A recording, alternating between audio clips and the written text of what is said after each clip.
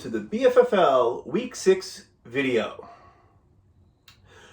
First things first, I left my notes at work. Fuck it. Go up the dome, right? Anyway, so Week 5 had Chuck with a massive 183. Not quite as good as the big boys last week, but, you know, for Chuck, that's amazing, amazing win total. The second thing that happened last week was an epic showdown of two of the BFFL's greatest. Frenchie's Cuban Missiles, you know, won by a point and a half.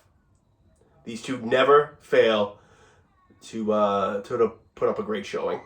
They're awesome. And finally, we had our first death in the BFFL Survivor Pool. It's really a shame because Snow's replacements came out so hot, but have waned as of late. Snow's replacements, you know the Venmo at MT Payne 5. Need that 50 burger. As for everybody else, it gets a little bit tighter, doesn't it? Buttholes clench a little bit more. Anyway, on to Week 6 matchups. Manning looks left, throwing off the hands of Reggie Wayne, and then he's hit by Eugene Wilson. The matchup of the week is a little bit controversial. I have it as Frenchie's Cuban Missiles aimed directly at Go Town USA. Go Town USA is 0-5. Frenchie's Cuban Missiles is 4-1. You're like, oh, that doesn't matter. No, it does. It really does, because Frenchie's Cuban Missiles has proven for at least the past 15 years that they are no joke. They smell blood and they attack. They should be called Frenchie's Cuban Sharks because they smell blood in the water and they dominate.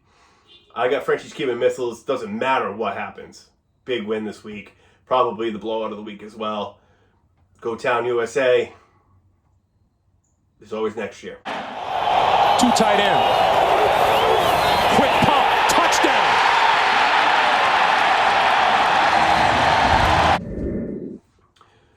Conversely, in our next matchup, we have Ass Pounders versus Snow's Replacement.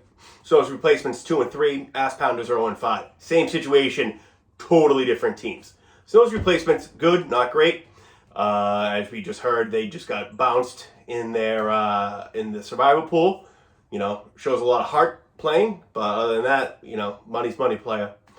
Anyway, I don't see this one as cut and dry as the Frenchie's Cuban Missiles Go Town USA matchup. I really believe that Snow's Replacement's just kind of in a world of hurt right now. A lot of questionable players. A lot of, you know, just he's not having a good run at the moment.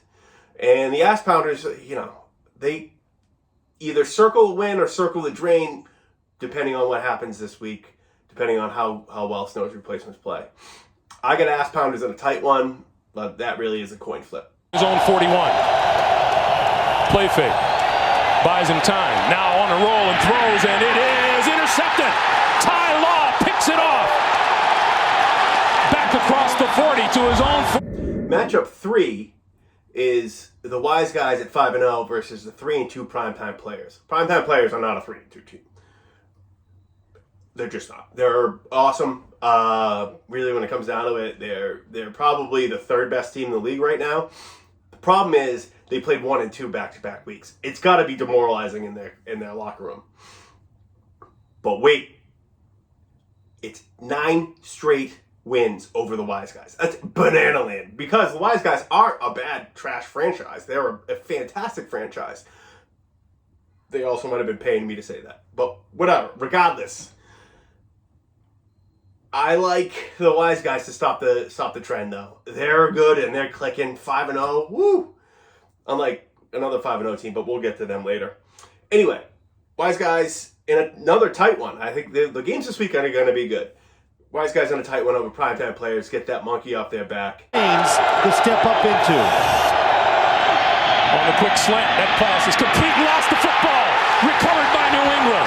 Marvin Harrison had it and lost it. Tyrone Poole covered In it. our fourth matchup, look what we got here. Sneaky little Cooper Cup. Little sneaky little Cooper Cup. Yeah. Two Girls, One Cooper Cup is 4-1. Many remember that he had to be called mid-draft to wake up. He literally was sleeping through the draft. Unlike Jake, who was figuratively sleeping through the draft last year, Cooper Cup was sleeping during the draft this year. Whatever. They're 4-1. They're playing the Wiz. It's 2-3, coming off a big rivalry match. Another rivalry for the Wiz, really. I bet there's going to be a ton of slurs thrown back and forth at each other. Probably on side text because Cooper Cup thinks he's bigger than the league. But I also believe that Cooper Cup is really good. So I got Cooper Cup beating the Wiz pretty handily. In fact, I'm going to say this is the blowout of the week. This is going to be a disaster. Play fake, Manning under pressure and goes down. Willie McGinnis. Manning on the move, flips it incomplete. Is it picked off? Yes. Our next matchup is George Commissionton versus the Viper or Vipers, whoever. Either way, Vipers 5-0. Some would say a fraudulent 5-0. I'm not that guy. I am not classless. But some are saying, believe me, I heard there was even a separate group text of people just named the Vipers a fraud that's going around. I'm not on that text. I would never be a part of something like that, but rumor has it it's out there, and it is popping off this week.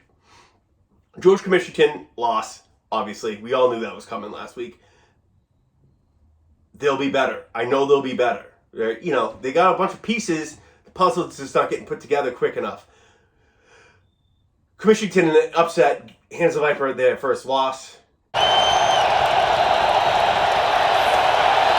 out of time, throws towards the end zone, intercepted. Picked off by Rodney Harrison. And finally, we have the Love Boat Captain versus Bobby Beats. What are we going to do? I mean, what are we going to do? Who am I going to take? I don't know. It's toss-up. I like the Love Boat Captain, actually. Bobby Beats, after getting a lot of smoke blown up his ass by yours truly a couple weeks ago, hasn't really performed. And really, I don't know why. I don't get it. Fantasy to me, as many of you know, is a mystery wrapped inside of an enigma, wrapped inside of a riddle, like the Sphinx. But other than that, that's the games of the week. Hopefully it's a great week. I do kind of apologize. I'm going to hopefully put some cool clips in here to make everybody feel a little bit better. And by everybody, I mean, well, me. Because I feel like an idiot for leaving my fucking notes at work. Anyway, good luck to everybody.